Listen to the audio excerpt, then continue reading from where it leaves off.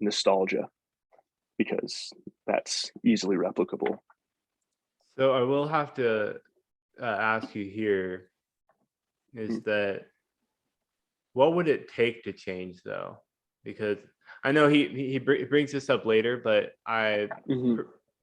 per- personally, I think in order to actually really fundamentally change the system, there would have to be a lot of destruction, turmoil, and suffering for that to even take place. Right.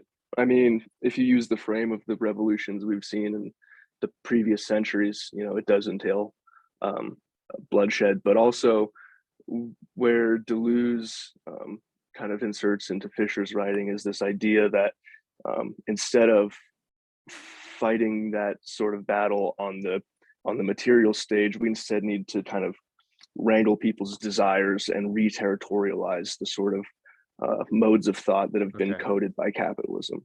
So just kind of just like promoting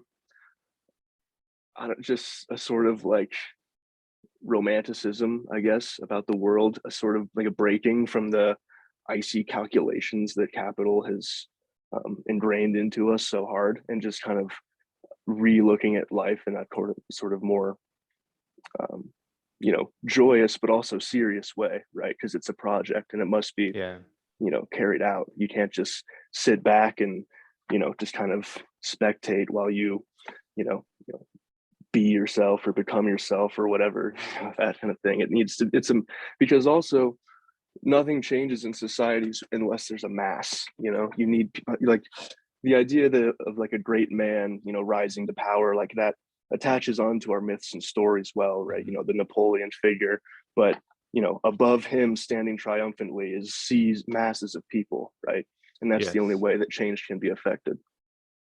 Yeah, you need a horde. Right.